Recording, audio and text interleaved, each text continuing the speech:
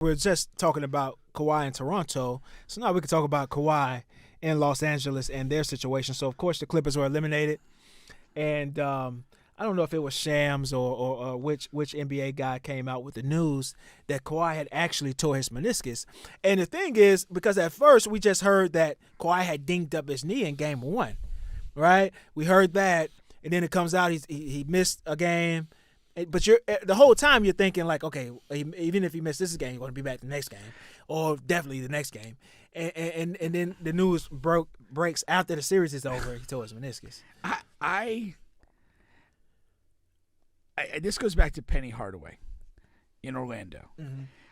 I think when there is a certain level of like vagueness about a person or player's injury, it is a disservice, because if we hear meniscus tear 4 weeks, ACL tear 8 months, we get it. Yeah. As fans, we understand. Like there's no expectation. But when you announce something as, soreness in the knee or back pain, and then it's like this thing of, oh, is he going to gut it out? Like, what are we doing? Like, and when a guy doesn't, he starts to get, catch hell. And Kawhi's caught hell. And yeah, okay, meniscus tear probably should be out. But again, like, that's not known until the series is over. And we've had 2 games of, what's wrong with this guy again? And I just think it's a disservice. I really appreciate, when you offer a degree of candor about what an injury is and what a recovery time looks like. Yeah, and but not only for the fans, but I mean, even the day it's of the game for the player. Yeah. Because for the actual player. Yeah. There's like, okay, I understand what happened. This is a meniscus tear. There's no way you can expect a man to play in this situation. Exactly. And okay, if they could survive to get to the finals somehow, maybe we see him again. Talking about the teammates, but I was saying even like Ty Lue. The day of the game, he was like, I just found out this morning that he wasn't going to play. Like that affects the team, and then you're wondering like, okay, is he going to come back the next game? How do we game plan? All that stuff. So now the Clippers, just to break it down to you, what type of situation the Clippers in, they're in a heap of it. I mean, they're in a heap of a pile of it, a manure, shit, whatever word you want to use here. And so here goes the thing. So Kawhi Leonard has 2 years left on his deal, in the high 40s, almost 50s. All right, for this year and next year. For next year and the year after. The year after is a player option.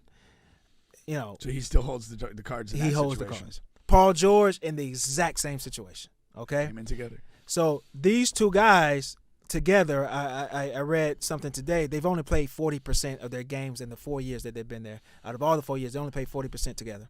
That's terrible. Not going to cut it. The Clippers, in the history of the NBA, I didn't know this.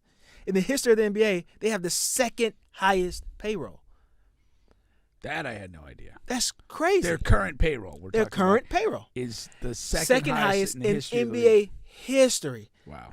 The new CBA rules just got finalized today, and we talked about in previous shows how they're going to come heavy after the teams with the high salaries on their roster, which I think is unjust for the record. So, and it's not much they can do. And to give you an example, just of how the new rules are coming in, right? So they have the center Plumlee.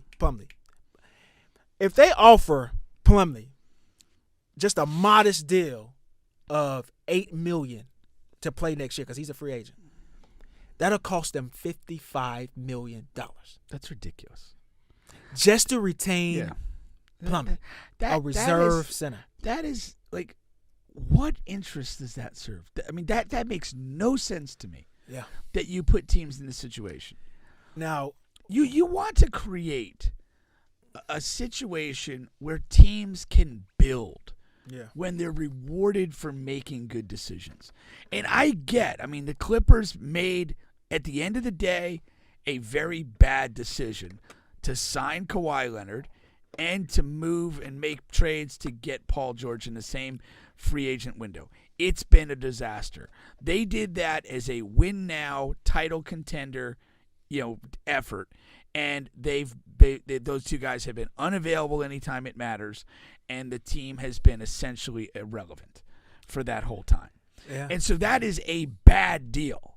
And they're stuck with the money of paying those guys, like you just indicated. But why do we set up a system where, like, you're essentially doubly penalized for not even being able to sign like a career journeyman without significant financial penalty? What is the option? Like, you know, do they have to then like get a complete veteran minimum guy, or do they have to keep a second round pick or, you know, street free agent on the roster just to be able to play without, you know, paying the extra money? That's retarded. Yes, that's what they're going to have to do.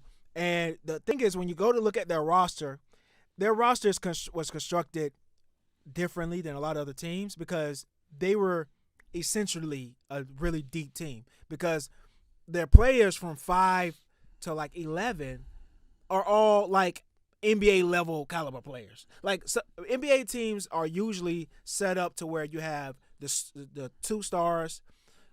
Back in, you know, we're a couple years removed from the 3-star thing, but you have 2 stars. Then you have your mid-level guy, maybe an additional one, mixed in with some minimum guys or rookie guys. The Clippers are all saddled with the Eric Gordons, the Westbrooks, the Plumlees, the Robert Covingtons. I can go on and on. And all of those guys are in the 10, 12, 15 ranges.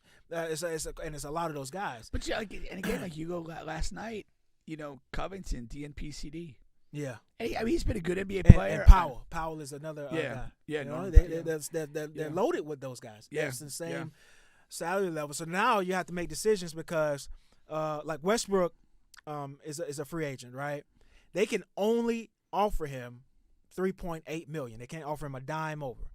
So I was listening to some things today to where they were saying, well, you know, Westbrook has made a crazy amount of money in his career.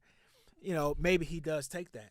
Because he came out in his press conference and was saying, hey, this is as happy as I've ever been. I was in kind of a dark place, whatever, et cetera, et cetera. Yeah. And so maybe he takes that to stay with the Clippers. Yeah, maybe. But, you know, and then what happens is, Kawhi tears his meniscus. I don't know if he misses X amount of next season, beginning of next season. But maybe just throw Russ out there with some minimum guys and just let him go to shit. But here goes the bad part about that. They don't have any picks. They have 1 pick in the next, like, 4 or 5 years. Yeah. Yeah. You know, luckily they have the Ballmer guy, the owner, because he's, you know, filthy rich. I think he's one of the top 3 richest owners in the league. Yeah. So maybe you just go tax heavy and just try to run it back. That's really your only option. Well, right, it's to run it back basically, and it's not been a winning formula. I mean, if you're the Clippers, I really feel you gotta want to like just blow it up. And just start anew. But the thing about blowing it up is who takes on George and Leonard. Yeah, you don't have any. Sometimes in those situations you have to include picks to offload guys like that. Yeah, I mean, I would exhaust all efforts to blow it up, and maybe realistically you can't. I don't know. You, but at the end of the day, when you're looking at it, you know, and a deal or lack of deal is there or not, you have to make the best decision. But I would go into this offseason thinking that dramatic change is the pathway. Yeah. You know, and if it means getting rid of, if you could get rid of one of those 2 guys and create a little bit more roster flexibility, if you can convince Russ to stay. And again, I mean, what they have is just not a winning formula. It's just not. And you can't continue to just essentially waste years of the franchise being a mid-level playoff team. Yeah. You know, who that whole core is just getting older and older and older. So I heard some options on Kawhi. You tell me which, if you were advising him, you know. So you got option A, which is retire. You know, if his knees really are degenerative or however that word goes, and this is just going to be a reoccurring theme. You have retirement. 2 is turn him into a 6th man, reduce his minutes, hope that you know, even in the games he does play, make him a 6th man. So he's not a 40-minute guy; he's a 25-minute guy. Okay, or you know, of course, back to rehab and come back and just or try to trade him. I mean, my option 1 is try to move on from him. Yeah, and you know the reality, and he is not from the team standpoint. If you're Kawhi, I'm saying if you're Kawhi, because like I said, retire, And if you're a part of his team, try to coach the team. Oh, into if you're making part of him a his like six-man. personal Yeah. team. It's personal. What team. are Oh, we sorry, gonna do? It's Yeah, personal okay. team. Yeah. That's who you are as a person. Like that your decision is who you are as a person. I can't put myself in his shoes. Yeah. You know, I would enjoy playing more than any other activity. So it's like my thing would be, yay, let me just try to get as healthy as I can, maybe drop some weight, and just see if I can get through a basketball season. Yeah. And play at a good enough level. Retirement's probably a bit of a tough pill to swallow, unless he's just in a mental place where, like, dude, I'm fed up of getting hurt all the time, and I'm fed up of just, basically being this guy that gets, not bullied, but catches hell in the media all the time because of my load management, my injuries, and my unavailability. I mean, to me, I thought like Westbrook spent most of that year being that guy, just like the media target, for negativity. And I just believe, I can't imagine that that's not really super taxing. Right. And really tough mentally to deal with that, especially if you're genuinely hurt and can't play. What are you supposed to do with that? But, just mentally, I would think, hey, just do what you can to get in shape, do what you can to have an FU vengeance season, and just, put it all down. But so Chris says Ballmer is the 9th richest person in the world. Just go the luxury tax route.